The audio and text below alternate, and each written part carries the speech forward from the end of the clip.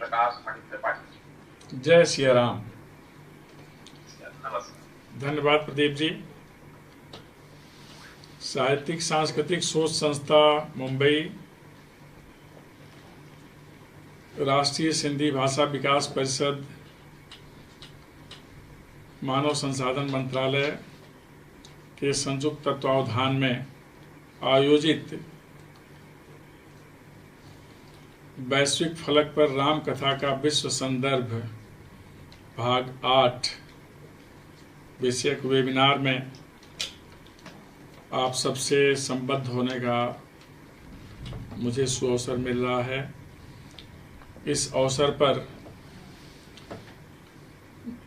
Doctor महात्मा पांडे जी, हम सभी से संबद्ध जितने महान भाव हैं जिन्होंने मंगलाचरण वंदना किया, प्रोफेसर उमापति दीक्षित जी, डॉक्टर किरण बाला जी, प्रस्ताव की रखने वाले उस पूरे कार्यक्रम के कर्ता धर्ता प्रिय डॉक्टर प्रदीप कुमार सिंह जी, स्वागताध्यक्ष मेरे अनन्य professor Vinay Kumar ji, professor SP Gautam ji, professor Pratap Pinjani जी, प्रोफेसर नीलू गुप्ता जी, श्री उपेंद्र सिंह जी, सोनाली श्रीवास्तव जी जिन्होंने भजन प्रस्तुत किया होगा, आन्या जी, निधि निगम जी, अगमानंद स्वामी महाराज जी, हमारे विश्वविद्यालय के हमारे अनन्य सहयोगी प्रोफेसर दिलीप सिंह जी, गीता जी, थिलिनी रोड्रिगो जी, डॉक्टर नीतू नवगीत जी, doctor Narayan Raju ji, योगाचार्य Satyendra Singh ji, doctor Sushil Kumar Sharma ji, doctor आशा ओझा तिवारी जी, डॉक्टर अंजनी कुमार राय जी,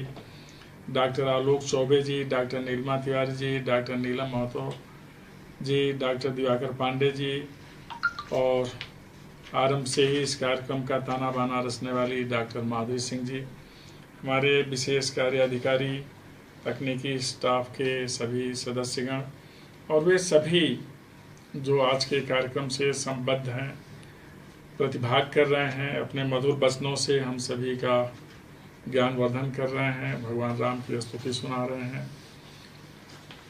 साथ ही वे सभी जो दृष्टा भाव से देख रहे हैं, श्रोता के रूप में देख रहे हैं, अथवा अन्य किसी भी रूप में जो आज संबद्ध हैं, आप सभी को एक बार पुनः जय सिया राम। शांताकारं भुजगशयनं पद्मनाभं सुरेशं विश्वाधारं गगनसदृशं मेघवर्णं शुभांगं लक्ष्मीकान्तं कमलनयनं योगविद्यां गम्यं वंदे विष्णु भवभयहरं सर्वलोकैकनाथं। हम सभी रामायण विश्वकोश की रचना प्रक्रिया से संबद्ध हैं। इस देश में और दुनिया के विभिन्न अंचलों में जहाँ कहीं भी राम कथा को साहित्य के रूप में संकलित किया गया है, तो उन स्थलों पर इसका स्वरूप क्या है, राम कथा रामावतरण से लेकर और लंका अभियान के पश्चात अयोध्या आगमन और पुनः प्रभु का विविध प्रकार का स्वरूप और उनकी दृष्टि में हम सबका अस्तित्व, ये सारे विषय भांति भांति से विचारे गए हैं। दुनिया के जितने भी देश हैं, लगभग सभी जगह राम के प्रसंग उनके साहित्य में आते हैं। इसीलिए राम कथा से रामायण कह लें, राम शास्त्र कह लें, जो भी नाम दें, मानस कह लें, जिस रूप में भी प्रभु राम का चरित्र वर्णित है, उस सभी रूपों में एक बात सामान्य है, वह यह कि तत्कालीन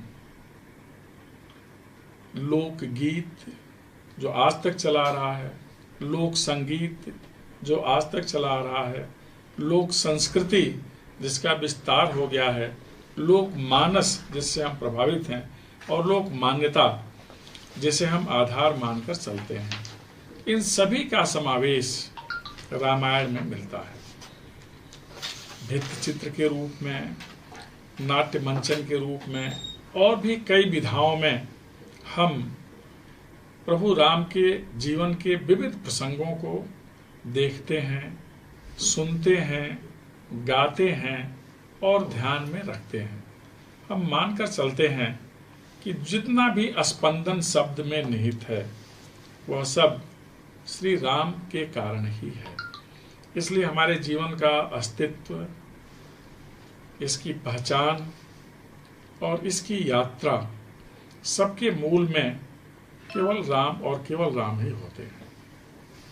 राम के कारण ही इस सृष्टि की रचना है, यह ब्रह्मांड है, और ब्रह्मांड का संतुलन भी स्वयं राम ही करते हैं। इसके कई संदर्भ भी मिलते हैं, प्रसंग भी मिलते हैं, दृष्टांत भी मिलते हैं। और जब हमें कहीं भी चेतना का बिंदु नहीं दिखलाई देता, हम अचेतन होने लगते हैं, तो राम ही चेतना बनकर खड़े होते हैं। अर्थात हमारी चेतना भी स्वयं प्रभु राम ही है। ऐसे राम के चरित्र के बारे में जितना कुछ कहा जाए, अभी मैं सुन भी रहा था इसके पहले, बहुत अच्छा गीत, बहुत अच्छा लगा। तो संभवतः हम उस मुकाम तक नहीं पहुंच पाते, उन ऊंचाइयों तक नहीं पहुंच पाते, या उस विराट का स्पर्श नहीं कर पाते जो भगवान राम का स्वरूप है, जगत जननी का स्वरूप है। इसलिए राम कथा तो जितनी बार कहा जाए, जितनी बार सुना जाए, हमेशा नवीन लगता है। हर युग की अपनी अलग राम कथा है। त्रेता की राम कथा का मूल तत्व आज की राम कथा में भी है। प्रसंग बदल जाते हैं, लेकिन राममय होने का भाव कभी खत्म नहीं होता। तो ऐसा भाव हम सभी को प्रगति पथ पर ले चले, हम सभी को सुरक्षित रखे, विश्व मानवता का कल्याण करे, और इस समय जो आपदा है उसका शमन करे। इस राम तक पहुंचने का सबसे सहज तरीका होता है सहज भक्ति। लेकिन सहज भक्ति जितना कहना सहज है, उतना सहज नहीं होता। इसका प्रसंग मिलता है सहज भक्ति का, जब गोदावरी तट पर स्थित अपने आश्रम से, जहां मां सीता को नहीं देखा उन्होंने, फिर उनकी तलाश में लक्ष्मण जी के साथ चले, तो रास्ते में यात्रा करते करते वह सहज भक्ति का प्रतिमान सबरी के रूप में दिखा। कंबन रामायण में एक विशेष उल्लेख है कि रावण मां जानकी को अपने रथ पर बैठाकर नहीं ले गया। पूरे आश्रम, जो कुटी थी जिसमें मां सीता निवास कर रही थी, मां जानकी, उस पूरे कुटी को ही उठाकर अपने रथ पर रख लिया और लेकर गया, क्योंकि वह साप पीड़ित भी था कि ऐसी किसी दिव्य नारी का स्पर्श करते ही उसके जीवन का अंत हो जाना था। इस बात को वह जानता था। दूसरा, मां सीता अग्नि स्वरूपा हैं, उनका स्पर्श करके कोई जीव सुरक्षित रह जाए, ये संभव ही नहीं। इसलिए कंबन ने अपनी दृष्टि से देखा, अपने समय के संत हैं दक्षिण भारत के, और उन्होंने देखा, उनकी दृष्टि में यही आया कि पूरी कुटी को ही उठाकर रावण ले गया। मां सीता उसी कुटी में विराजमान थी। एक प्रसंग है ये, लेकिन मां सीता वहां गोदावरी तट पर आश्रम में नहीं थी। आश्रम था या नहीं, या अलग अलग दृष्टि हो सकती है। रास्ते में भगवान राम मनुष्य रूप में जो वेदना व्यक्त कर सकते हैं, व्यक्त करते चले, पशु पक्षियों को भी सौभाग्य प्रदान करते चले, अपना दर्शन देते चले। लताएं उनसे मिलने के लिए व्याकुल थीं, उनको भी आशीर्वाद देते चले। इस प्रक्रिया में जटायु मिले और जटायु को अपने गोद में रखा, अंत्येष्टि किया, प्रश्न किया कि आपको कहें तो पुनः मैं दिव्य देह दे देता हूँ। जटायु ने कहा, प्रभु आपका दर्शन पाने के बाद कुछ प्राप्ति शेष नहीं रह जाती, इसलिए मुझे और कुछ भी नहीं चाहिए। फिर प्रभु राम ने स्वयं उनको स्वरूप दिया। अंत्येष्टि के बाद वो राम रूप में राम लोग गए, भगवान राम की स्तुति करते हुए चले गए। यात्रा में पुनः कबंध को मुक्त किया, गंधर्व को, जो सांप से पीड़ित था, और वह सांप भी ऐसा था, कभी आचार्य की अवहेलना नहीं करनी चाहिए। उसके बारे में मानस में बहुत कुछ लिखा है। फिर आगे ईश्वर का बढ़ना हुआ, और उसी परंपरा में, प्रक्रिया में मां सबरी से उनका मिलन हुआ, जो सबरी सहज भक्त की प्रतिमान है। निषाद और सबरी में कुछ बातें बहुत सामान्य लगती हैं। प्रसंग यह है कि उन्हें भी भरोसा था कि राम आएंगे, सबरी को भी भरोसा था कि राम आएंगे। सबरी के गुरु ने, महनीय मतंग ऋषि ने, संसार छोड़ते समय सबरी से कहा कि सबरी तुम प्रतीक्षा करना, भगवान राम के आने का समय हो रहा है, वह तुम्हें दर्शन देकर अपने धाम में भेज देंगे। यह दृढ़ विश्वास है जिससे भगवान का दर्शन हो जाता है।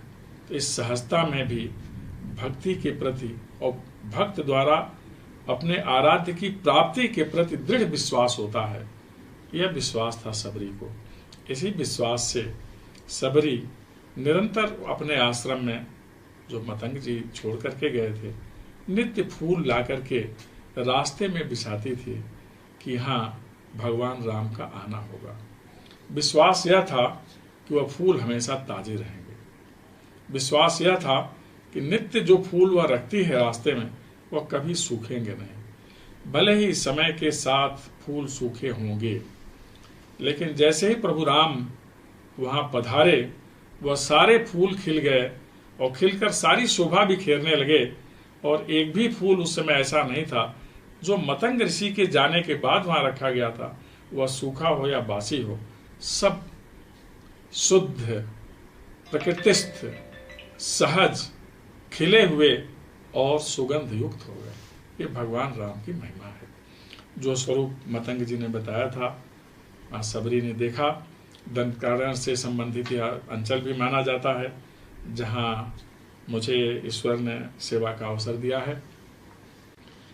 फिर जैसे ही देखा, सबरी ने राम और लक्ष्मण को, अपने गुरु की बात का ध्यान किया और दिव्य स्वरूप भगवान राम का, जिसे कहा जाए कि सौंदर्य किसे कहते हैं, तो शायद यह सौंदर्य शब्द भी प्रभु राम की शोभा को व्याख्यायित न कर सके। सौंदर्य के जितने प्रतिमान हो सकते हैं, आकर्षण के जितने प्रतिमान हो सकते हैं, वो भगवान राम के रोम रोम से निःसृत हो रहा। इतना आकर्षक, जैसा उसके गुरु ने बताया था कि वैसी छवि देखना, बनना संभव ही नहीं है।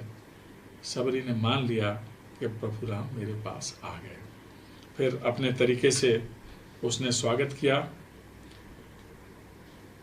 अपनी कुटी के आसन पर प्रभु को बैठाया और फिर यहाँ अब सबरी और निषाद की गति एक हो गई। बैठाने के बाद पहला काम किया उसने, पग प्रक्षालन किया। यह अधिकार सिर्फ दो ही को मिला पूरे रामायण में, निषाद को और सबरी को। सबरी ने भी पग प्रक्षालन के बाद उसके पात्र में संपूर्ण गंगा ही आ गई। उसका आचमन किया और उसको अपने सिर पर डाला। निषाद ने उस मूल गंगा में स्नान नहीं किया, उसका पान किया अमृत के रूप में। यहाँ सबरी और भी आगे निकल गए, पान भी किया, स्नान भी किया। एक और प्रसंग है, केवट ने प्रभु राम का पैर दबाया, सबरी ने भी पैर धुलते हुए दबाया। दबाया ही नहीं, वह दोनों भाइयों के पैर में लिपट गई। केवट प्रेम लपेटे अटपटे शब्द बोलता है भगवान राम के लिए, और यह तो पूरा लिपट ही गई सबरी प्रभु राम के पैरों में, फिर लक्ष्मण के पैरों में।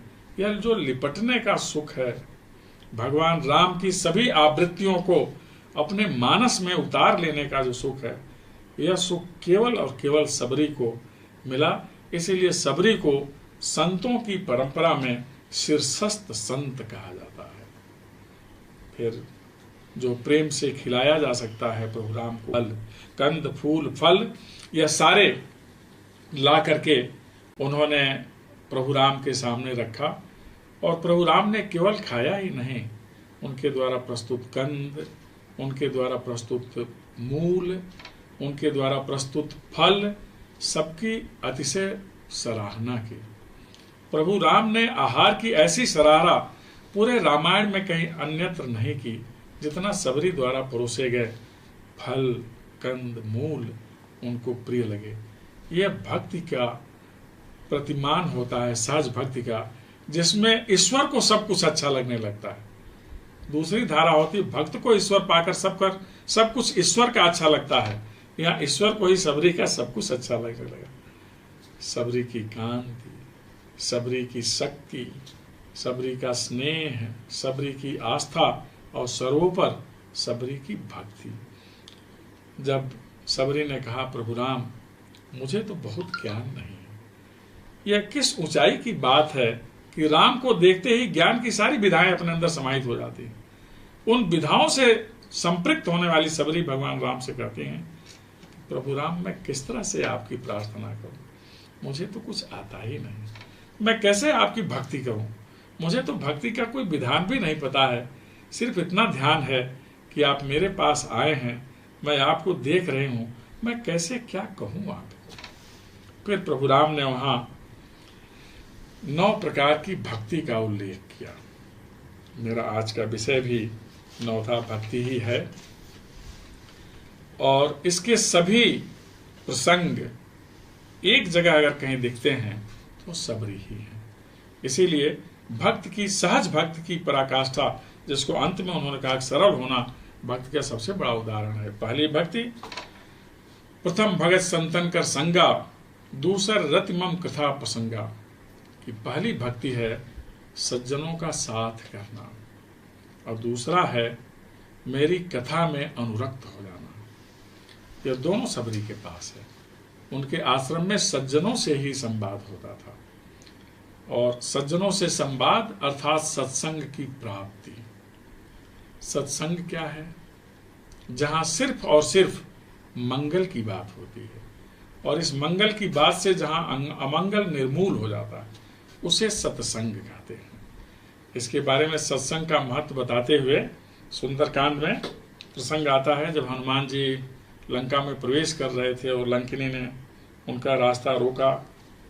हनुमान जी ने उसको अपने हस्त प्रहार से ज्ञान दिया तो फिर लंकिनी ने कहा, तात स्वर्ग अपवर्ग सुख, धैर्य तुला इक संग, तौलिन ताहि सकल मिली, जो सुख लौ सत्संग।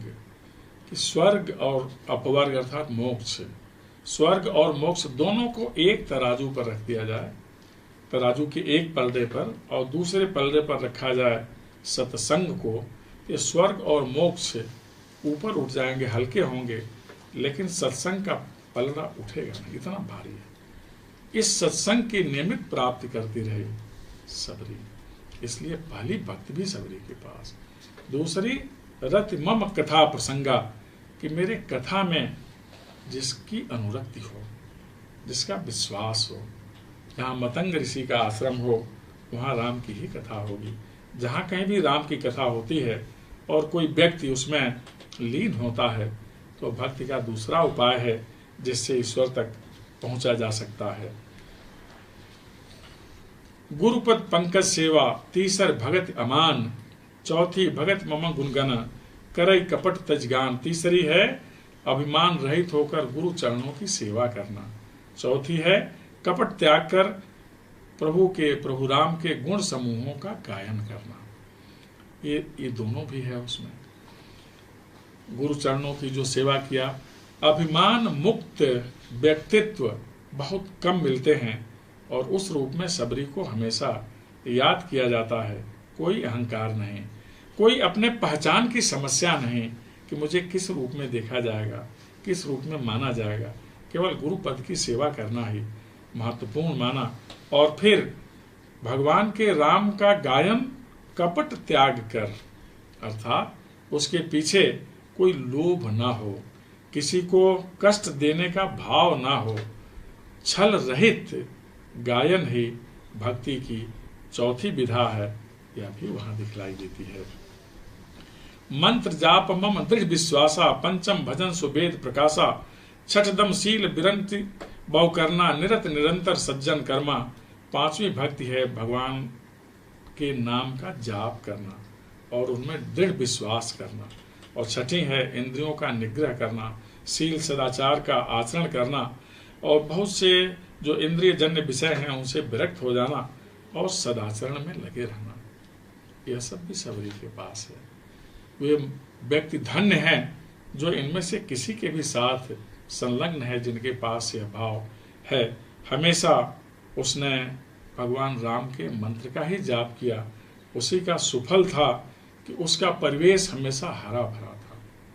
वहाँ किसी प्रकार की क्षरण वृत्ति नहीं थी, किसी प्रकार का शोक नहीं था, संताप था।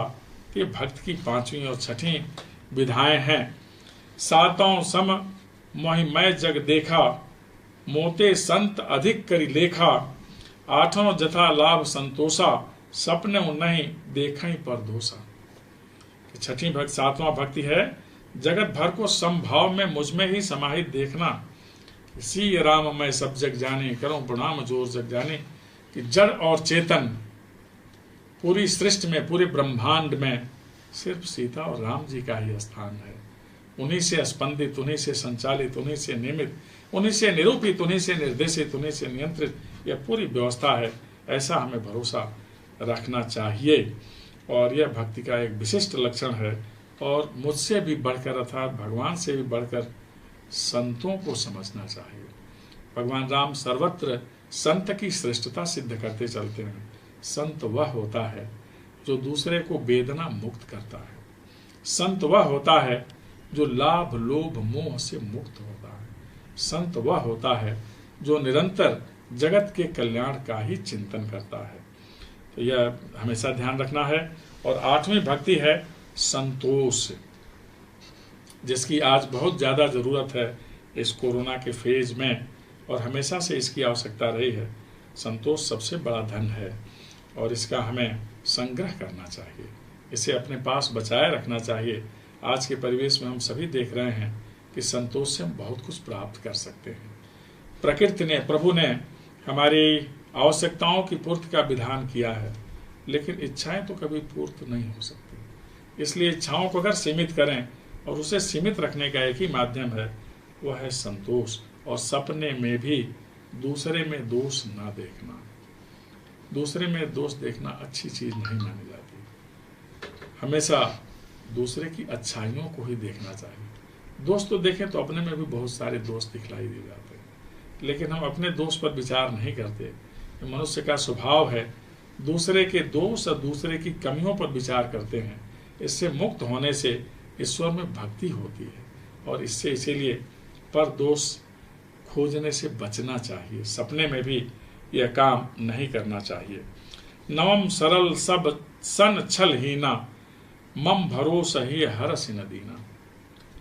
नव महु एकौ जिनके होई, नारी पुरुष सचराचर कोई। कि जो नवी भक्ति है वो बहुत आसान है। सरल स्वभाव का हो जाना, निश्चल हो जाना, निष्कलुष हो जाना, निष्पाप हो जाना, यह नवी भक्ति है। और मेरे में हमेशा भरोसा रखना, हृदय में हमें अवस्थित रखना कि प्रभु राम है तो सब अच्छा ही होगा। यह जो नवी भक्ति है यह वस्तुतः बहुत कठिन भक्ति है। सरल हो जाना, सहज हो जाना, निष्काम हो जाना, निष्कलुष हो जाना, निष्पाप हो जाना,